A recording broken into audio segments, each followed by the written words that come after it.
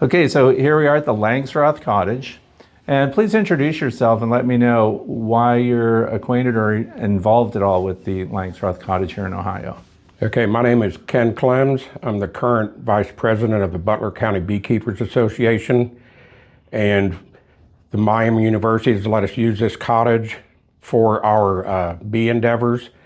We haven't done anything in here yet. They've just given us permission, so this is the first time that we've been here.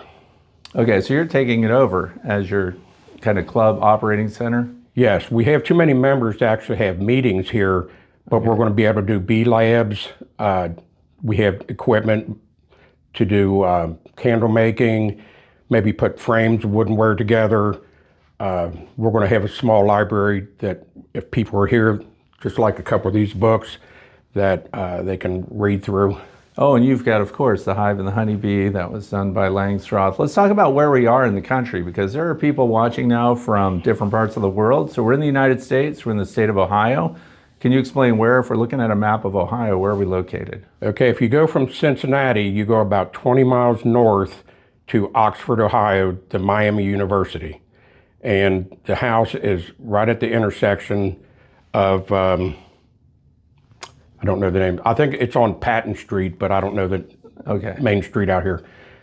Do you want me to talk about the house? Well, we're on a college campus, right? Yes, we're on the college campus. So. This was designated as a National Historic Landmark in 1976. Okay. And so the other thing is, because it is a landmark, there are some aspects of the house that have to be maintained in its historical condition, right? So there won't be exterior modifications and things like that. I don't think we're allowed to make any modifications. Oh, good. Okay. And so when Reverend Langstroth lived here, can we talk about where did he come from and why did he settle here in this part of Ohio? Well, he was born in December 25th in 1810 in Philadelphia. And then he came here, unfortunately, he suffered from depression. And after he had a few jobs, he came here because he wanted to work out in the open air. He felt that would be best for his condition. Back at the time, they just called it disturbances of the head. Mm-hmm. They didn't really have a name for it. So he enjoyed working outside, and that's what he did most of the time when he was here with the bees. Mm-hmm. So can you describe a little bit what the landscape was like when you first settled here? Because now we're on a university campus. It must not have been like that when you moved here, right? No, when he first moved here, there was 10 acres. Mm-hmm. that was around this house that he planted with clover and buckwheat. Mm-hmm. He also had an apiary shed where he did a lot of his work, somewhere around, probably close to the house. Mm-hmm. The actual invention of or discovery of the bee space happened when he was in Philadelphia, but he refined his Langstroth hive while he was here in Oxford, Ohio. So he refined building on that concept after he discovered bee space. And we know that that's 3/8 of an inch. 1/4 to 3/8 of an inch. Now out in the yard here in the front, there's a bronze sculpture. Is that what it is? Yes. Of the frames just freestanding. What did that come from? It's just bars or frames that are very plain just to demonstrate the bee space. Mm-hmm. Because that's what he was famous for. There is an inscription on the front. He borrowed it from Homer's Iliad that he changed some of the words. There was the beginning line, I don't have it by memory, but it said something to man, and he changed it to bees. And there's a few other small wording differences in it. Okay, that's interesting. Now, what do we know about who made that bronze? Okay. When they designated the hive or the house in 1976 as the National Historic Landmark, the Ohio State Beekeepers and the Butler County Beekeepers Association helped sponsor, and that was built by a guy named Robert Gaston, who was an art teacher here at Miami University. Mm-hmm. So if we talk about outbuildings that he had, you mentioned that he had a workshop that he did with his bees. Were there a number of outbuildings that are now gone? So this is kind of the last standing structure that was original to when Langstroth lived here? The house is the last standing structure. Okay. Anything else, I know he had the shed that he worked on everything with, and according to the bees and building the hives. I don't know how big it was, but he had that. If there's any other structures, they're not mentioned that I could find. Okay. And who did he live in the house with? Oh, his wife, Anne, and 3 children. And Anne's parents, what was her maiden name? I hate to throw you a loop. Yeah, you threw me a loop. I have it written down, but I don't have it by memory. There were some Dunns in the history. Was there? Is that right? Oh, you don't know? No. Okay, so okay, that's good. So if we talk about, so Langstroth's time here, what was he doing for the remainder of his life? So he passed away, this was his last known residence? No, the house was built in 1856. It's a Greek revival house. He moved in 1858 and he lived here until 1887. He left here, I think, to live with his daughter in Dayton, Ohio. Oh. And he was a minister. He was trained as a minister when he was younger. I believe he was a Congregationalist minister. Mm-hmm. And the story was that he was giving a sermon when he was in Dayton and he died there. Okay. His grave is in Dayton, Ohio. Do you happen to know if he kept bees in Dayton also? I don't think so, because at that point, when he first wrote The Hive and Honeybee in 1853, mm-hmm. he did 3 or 4 revisions, 1859, 1862, 1885 was the last one. And then Charles Dayton took over editing, and it's still in print today, which this is today's, well, this was 1992, but it went from, I think, 396 pages to this one is 1,300 pages. Right, so it's advanced quite a bit. Significantly, yeah. And I have the original print of his book. So do I. It's much smaller. And I like the graphics that are in it, which also show his hive. Now that you don't have an example of his original hive design here, do you have plans to have one mocked up? And I am going to make one. You're going to make one? And actually in Bee Culture magazine in, I think, November of 2016, they had the plans to make a Langstroth hive from his plans. Okay, from the original plans. Yes. All right, because those get referenced a lot. How much change has there been, let's say, we refer to the standard Langstroth frame, for example, deeps, mediums, and shallows. Right. Did he come up with the medium and shallow also, or was he just the deep frame as part of his original design? Well, his original design was had the frames inside, then it had a cover that was on a hinge that covered it. Right. In 1853, he said that he didn't want to make his hives out of that 1-inch stuff. In 1853, the wood was actually 1 inch thick. Today it's 3/4, like a 1x8 would be 3/4 by 7.5. Right. Back then it was a true dimension. Right. So his first book he put out in 1853, he advocated for a double wall hive. Right, so just to be clear, he had the hive box, and then there was kind of an airspace and a secondary box that sat down over the top of it. Yes. And that's what you plan to build. Yes. So people that are watching this and thinking in the future that they might think of this as kind of like a museum that they could just come and visit. What are the requirements for someone to come and actually look at the Langstroth house here? And what would they need to know about when opportunities would present themselves for them to see the interior? Well, you would have to contact the Butler County Beekeepers, because we have just taken possession of the use of it. Mm-hmm. For many years, the cottage was used by Miami University and for their purposes. Mm-hmm. So it was offices.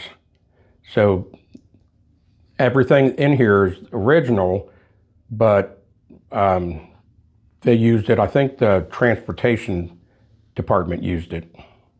Okay, and so that's all out of here now. That's all out of here. Completely under your control. Yes, so we just got it last week. They came in and did an initial cleaning. We haven't moved anything in yet. We have equipment that we're going to buy, tables, chairs, microscopes, everything we need to make wax candles, and anything else that we would normally as beekeepers do. Are you going to make any attempt to hold true to some of the vintage, like vintage microscopes and early scientific equipment that would have been used, or are you going to go all modern? We'll have all modern, but we like to, if we can find something like that, we would have it on display. Okay. Now, what surprises did you find, if any, when you finally got in the building? What did you not expect that were some aha moments when you saw maybe some details or some challenges you might face here? Well, one of the first surprises was the stairwell the handrail going up to the stairwell was only 2 feet tall. So it was quite a bit shorter than what a normal railing would be. But generally the house is, for its age, like I said, it was built in 1856. It's in good condition. Okay. And so it's all been upgraded, of course. It has electrical and plumbing and all Yes. the modern amenities, because when it was first constructed, we would have been talking about these fireplaces. Maybe they use candles. And what's the basement like? Right now, the basement is kind of a mess. Okay.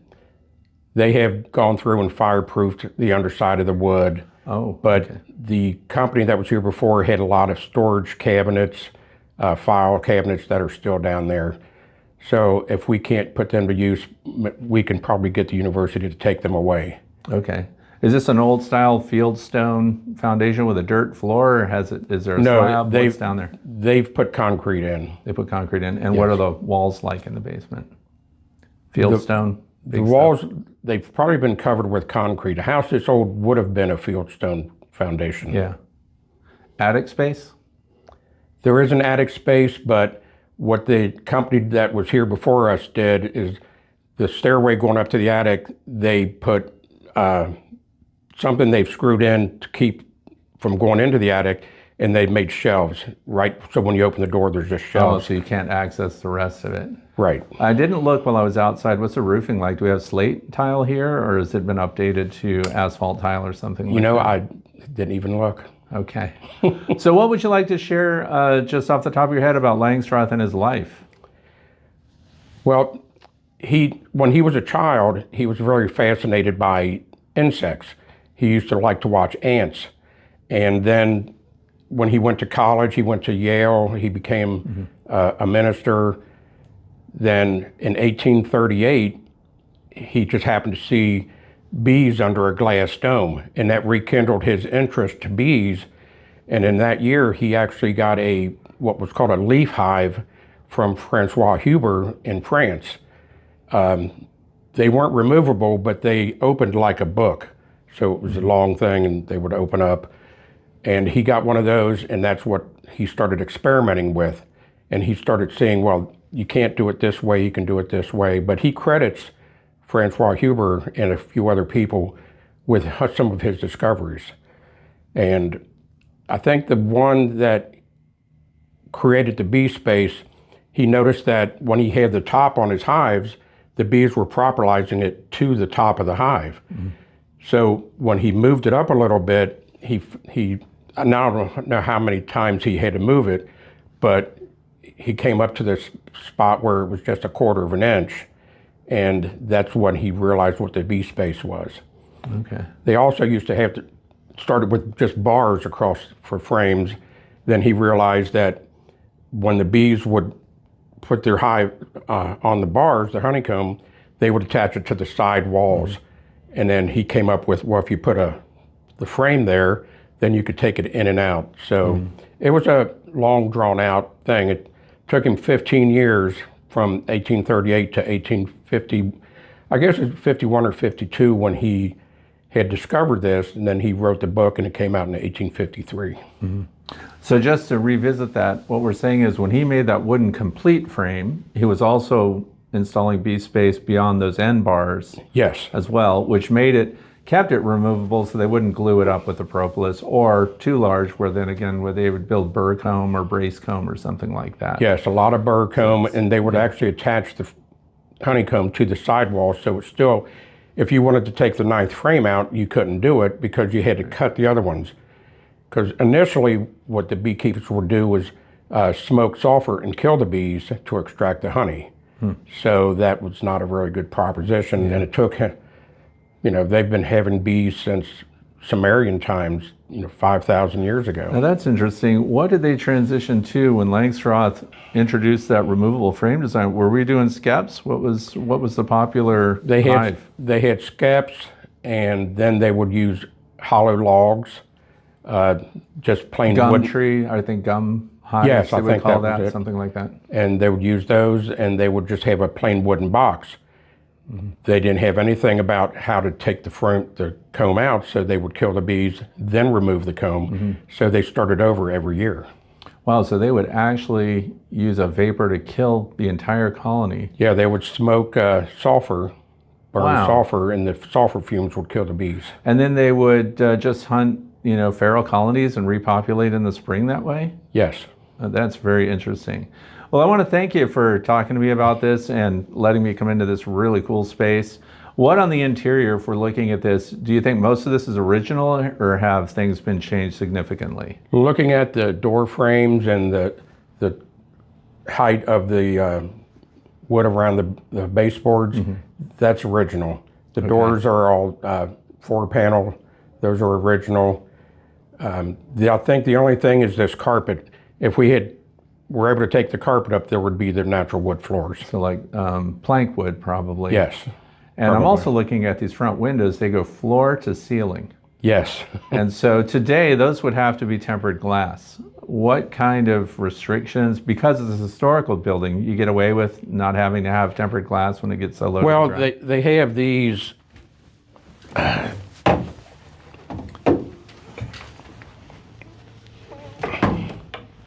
Okay, so that's the protection. Okay. That would have been protection of the glass and for privacy. Okay. So you could still have the window open, and then I don't think these frames are kind of stuck in place, but you could have the window open and get airflow through this. Okay, and the ceilings, we're saying 10 feet maybe? Yes. These are 10-foot ceilings. And the fireplaces, now back in the day, there would have been a fireplace in almost every room. Depending on the house, I'm assuming if there's a fireplace here, there's usually a fireplace directly above it on the second floor. But we haven't seen any fireplaces in any other part of the house. Okay. Well, thanks a lot. Appreciate it.